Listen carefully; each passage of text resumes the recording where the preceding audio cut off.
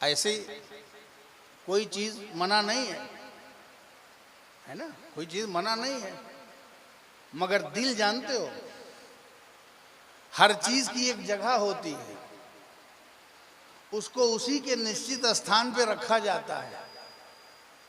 जो चीज जहां पर रखी जानी चाहिए वहीं रखनी चाहिए ना।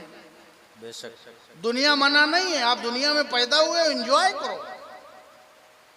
बेशक आप दुनिया में पैदा हुए हो, गोश्त रोटी खाओ, मैदा बना है, छकड़ी रोटी खाओ, मुर्गा खाओ, खाओ चाहे जो, हराम ना खाओ।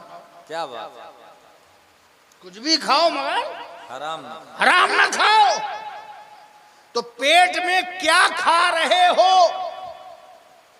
दाल खा रहे हो कि गोश्त खा रहे हो कि अंडा खा रहे हो कि पूड़ी खा रहे हो, इसकी कोई अहमियत नहीं है। बस इतना ही कोशिश करना कि पेट में हराम जाने ना पाए, पेट में हराम ना जाने पाए। पेट को बचाना है तो सिर्फ उसी से न बचाओ जो डॉक्टर ने मना किया है। क्या बात है, पेट में सिर्फ उसी से न बचाओ जो डॉक्टर ने मना किया है, पेट को उससे भी बचाओ जो मौला ने मना किया है, जो रब ने मना किया है, जो खुदा ने मना किया। जिंदाबाद। पेट को उससे बचाओ। आंखें हैं आपकी, आंखें बहुत काम की चीज हैं। कितने काम की चीज है, जरा बंद करके देखिए, बंद करके देखिए। अभी मैं गायब हो जाऊंगा, हम बंद कर देंगे तो आप गायब हो जाएंगे। ये दुनिया जो बड़ी रंगीन लगती है, कलरफुल लगती है, नीला नीला नजर आ रहा है, पीला पीला नजर आ रहा है, एक है आंख से, एक ही आंख है। उस आंख में एक पुतली है, उस पुतली में पता नहीं कितनी मेगा पिक्सल है। आप मेगा पिक्सल को समझ करके मोबाइल खरीदते हो ना, कीमत इतने मेगा पिक्सल पर। आप देखो यहां से लेके वहां तक, कहां तक नजर आ रहा है।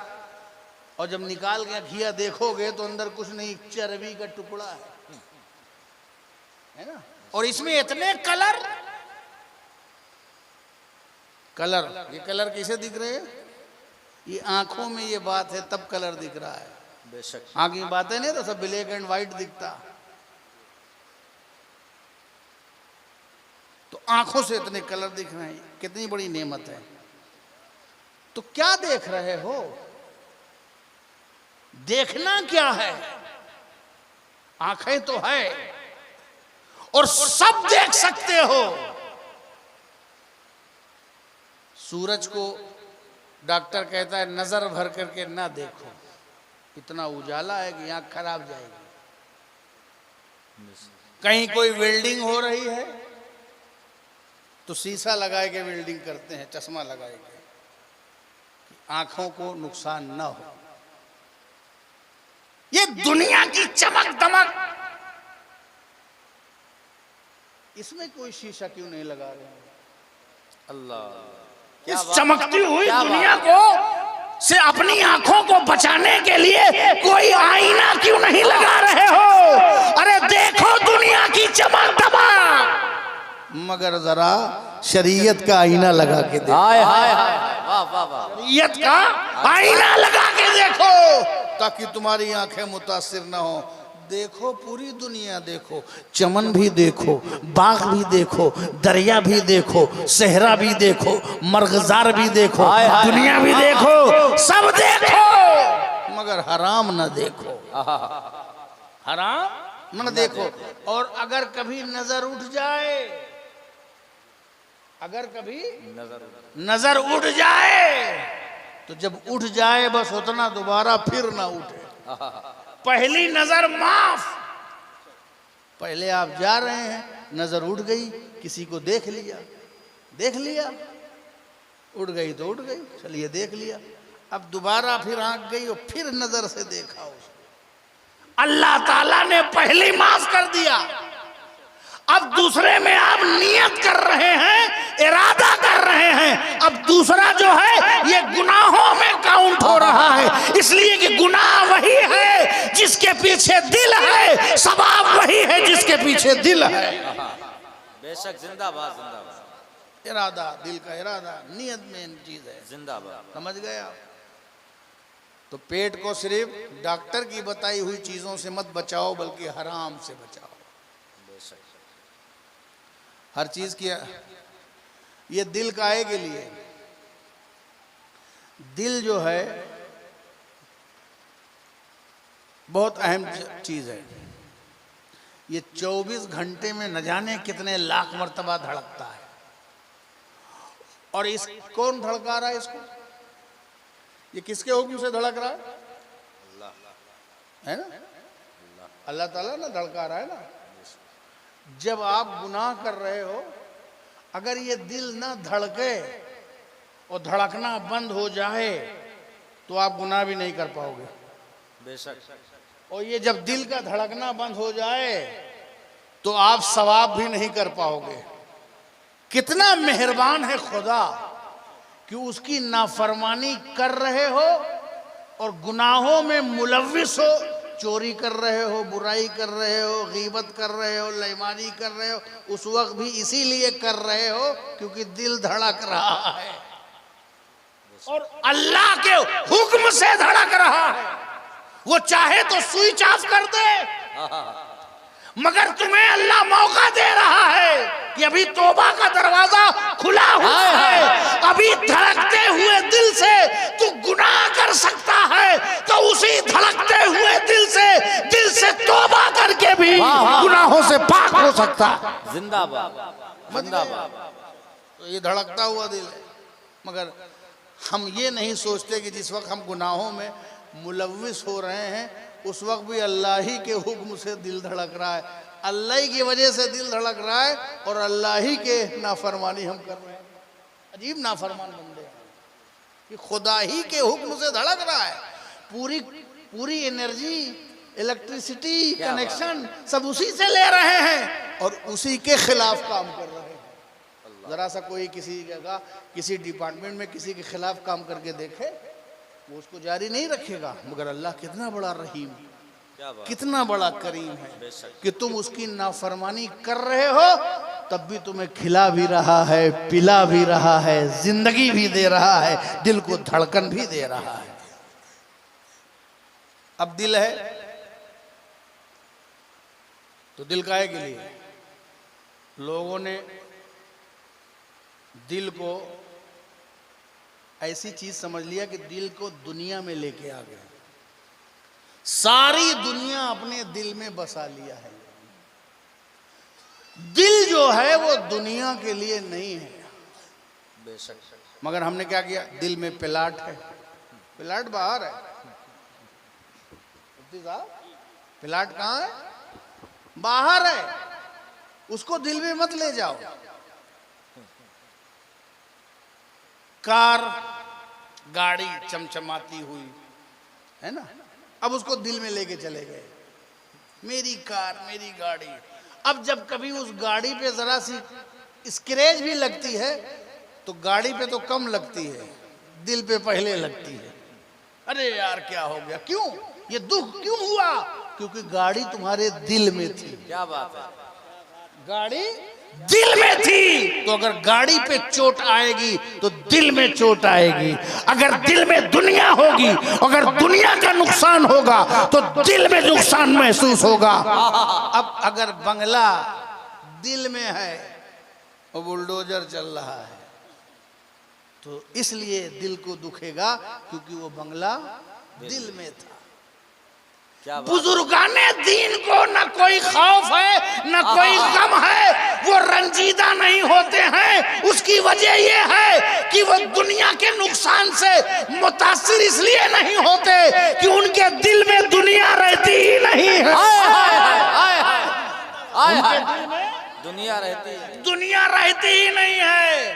तो चाहे जायदाद चली जाए, चाहे प्रॉपर्टी चली जाए, जब मकसूदे मिल्लत के दिल में दुनिया नहीं है तो दुनिया के नुकसान का उनको एहसास भी नहीं है। क्या बात है? हाँ, जो दिल में है उसी के नुकसान से दर्द होता है।